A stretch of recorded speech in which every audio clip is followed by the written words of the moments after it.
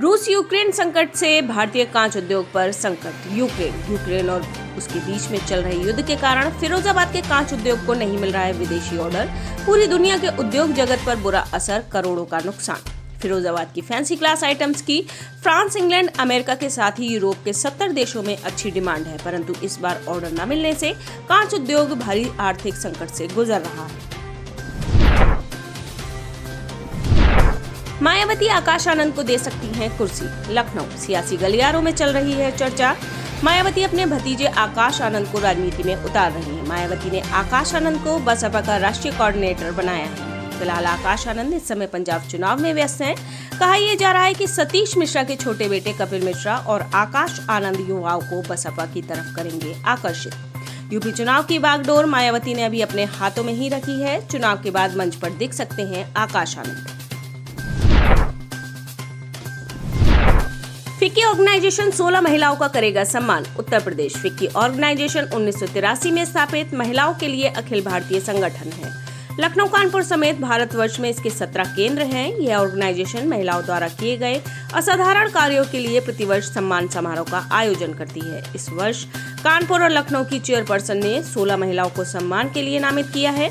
यह एक वर्चुअल सम्मान समारोह होगा। सम्मान राशि और प्रशस्ति पत्र डाक के माध्यम से भेजा जाएगा।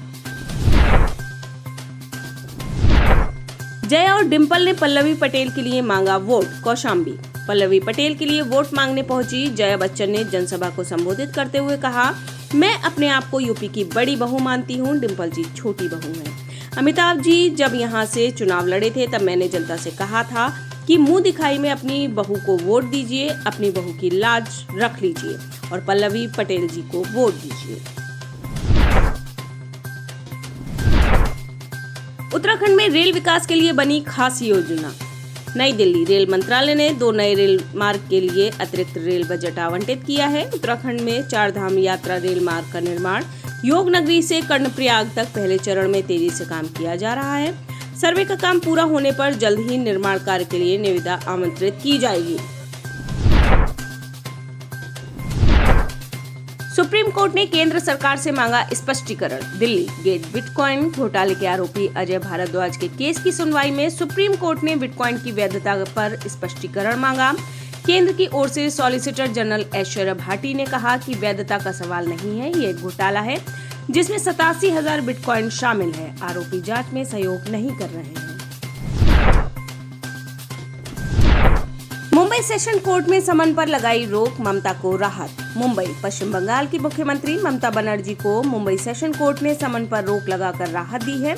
ममता पर राष्ट्रगान के अपमान का आरोप है जो विधि विरुद्ध है तथा दंडनीय अपराध है। अब अगली सुनवाई 5 मार्च को होगी। तिहाड़ जेल में खूनी संघर्ष, जेलकर्मी गंभीर रूप से घायल। दिल्ली, देर शाम कैदियों के 2 गुटों के बीच खूनी संघर्ष, 4 कैदी गंभीर रूप से घायल। कैदियों को छुड़ाने में 2 जेलकर्मी समेत एक सहायक जेल अधीक्षक को गंभीर चोटें आई हैं। घायल चारों कैदियों को दीनदयाल अस्पताल में भर्ती कराया गया है। चेर्नोबिल परमाणु संयंत्र पर रूस ने किया कब्जा। यूक्रेन में पहले दिन बेलारूस से रूसी सेना घुसी। यह नाभिकीय ऊर्जा संयंत्र इसी रास्ते पर स्थित है। रूसी सेना को छोटा और आसान रास्ता देने के लिए सरनाभिकीय संयंत्र पर कब्जा आवश्यक था। इसका कोई सामरिक महत्व नहीं है, परंतु कीव पहुंचने के सबसे छोटे रास्ते पर है।